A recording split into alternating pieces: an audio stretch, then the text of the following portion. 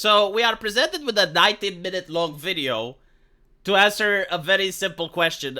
Is Anita Sarkeesian the most hated woman on YouTube? And the answer is a resounding no.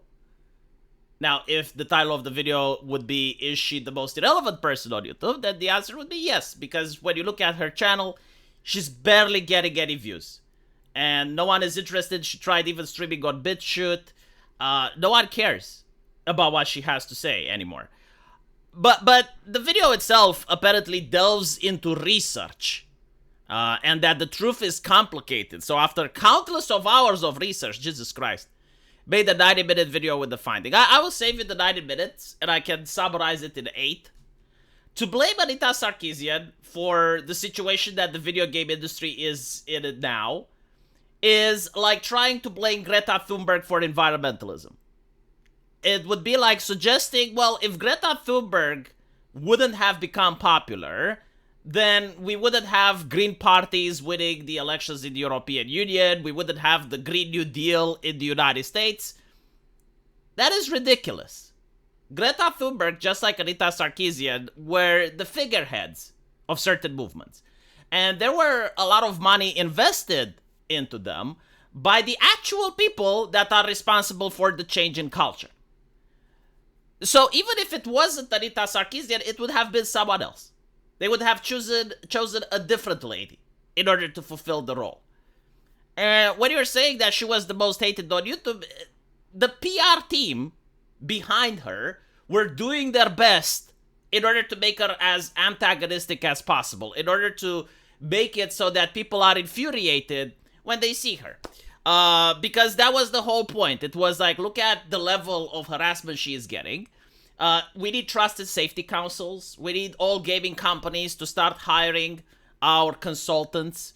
We need to make sure that gamers are reprogrammed. And that was pretty much the whole shtick.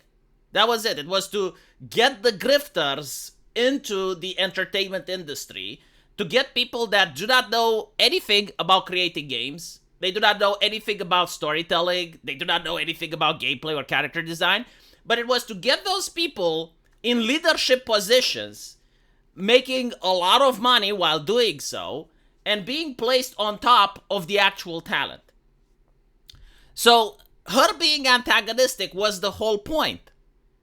The fact that she was exposed on lying about her gaming experience, and she lied about playing video games, and yet all the corporate press was ignoring it, and all the AAA companies were ignoring that fact. They didn't even address it. She herself never addressed it. Is simply due to them wanting her to be antagonistic. Because nothing upsets a person more than when they're trying to have an honest debate and they're raising a good point and there's no counter-argument coming in return. In fact, what was usually being said, it was that you are a misogynist simply by doubting her word. Because her being a woman makes her unfallible. Like, she was born unfallible, so every type of criticism against what she does or everything that she says makes you a misogynist, which is why the people that pushed for her, people like Jonathan McIntosh, for instance, didn't step up themselves to have this conversation because they needed a pretty woman to forward so that they can hide behind her skirt. And of course, there's also other things that she did, like taking thousands of dollars and only delivered a fraction of the promised content. And her content was just making YouTube videos. Like, it's not that difficult, right? You don't need thousands of dollars in order to make a YouTube video. I mean, I do it for free. She stole gameplay footage from other Let's Players without crediting them. Especially when, like, the Let's Player doesn't enjoy the fact that you're taking their footage. Like, it happens to me as well. Like, sometimes you do a reaction video or you talk about something that another content creator does, but, like, you credit them. And if you forget or you don't think it's important to credit them because you only covered like 10 seconds worth of footage and they get upset, well, then you apologize and you credit them in the next video. She didn't. She completely ignored this controversy. She went to the United Nations to complain about gamers. Like, again, you don't just happen to be a random person. You don't just happen to one day decide to go on the internet and start talking about video games, and then the next day you're at the United Nations, right? It's the same thing with Greta Thunberg. It doesn't happen that one day you decide to skip school, and the next day you're at the United Nations. Like, There are people who suggest that if no one would have talked about Anita Sarkeesian, then none of this would happen. But the reality wasn't that she was popular because content creators on YouTube were talking about her. She was popular because the BBC was talking about her, The Guardian was talking about her, all the gaming press was talking about her, MSNBC, ABC News, CNN, right? You don't need independent content creators when the push was coming from the mainstream outlets that had tens of millions of fans. So, yeah, I firmly believe that she is inconsequential. I don't think that most of her talking points even belong to her. Because, like, usually when she went and gave various presentations and interviews, like she knew a lot about gender ideology and Marxism and feminism, but she had no idea about video games.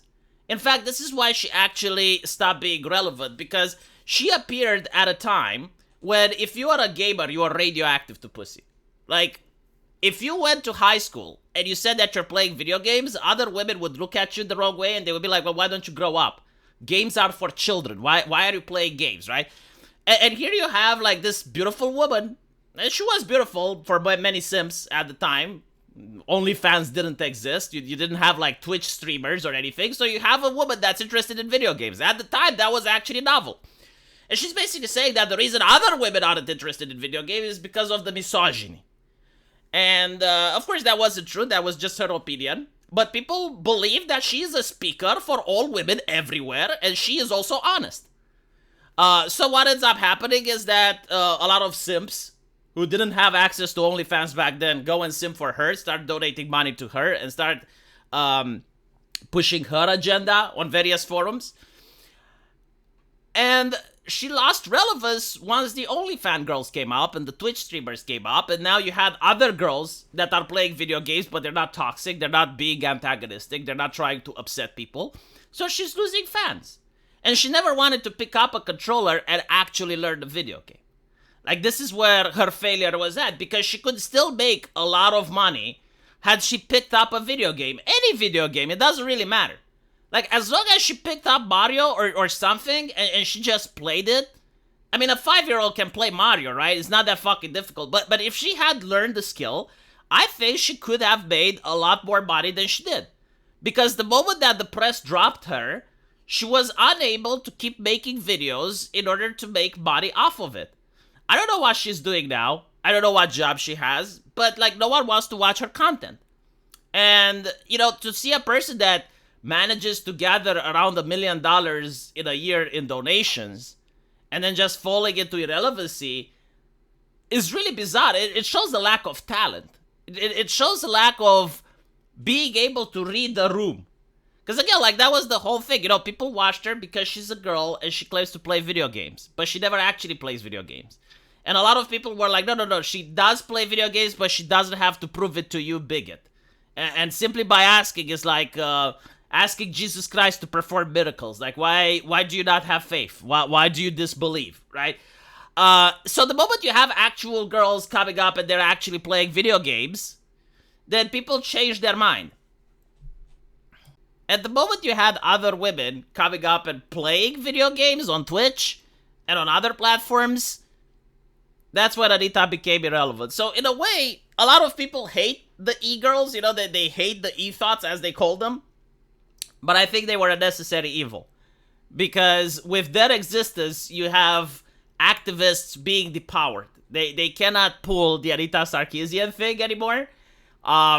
It's kind of like a lightning rod, you know, like people want to simp, and the simping is like an unstoppable storm. You cannot get away from it. Like, it's nothing you can do besides place a lightning rod and get that lightning to strike somewhere else. So I'm actually happier that the money didn't go to activists and people that actually try to bring change to the world that I don't like. And now it's going to, like, some e-girl that, you know, is going to buy a new pair of shoes for herself, but, like, doesn't care about changing society.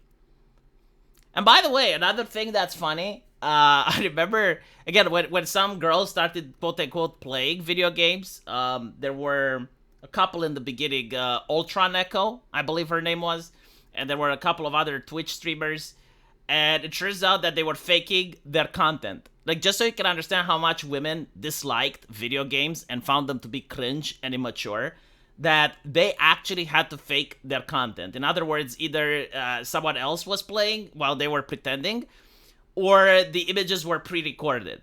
And for those of you who watched Twitch back in the early days, you would remember that you would have like a girl with massive boobs sitting in front of the camera, and the camera angle was usually positioned so that you can see the cleavage. But the actual gameplay, like they were playing League of Legends or whatever, and the actual gameplay was like in a very tiny, tiny corner of the screen. And it turns out many of them eventually admitted that it was even a pre-recorded footage. Like they weren't actually playing the game. It was like pre-recorded and they were fake playing. Of course, eventually you actually have a new generation of women that actually do play video games and they actually do enjoy it. And now I guess you have the VTubers where, you know, Emilia Watson from HoloLive, like she definitely plays video games. There's no doubt about it.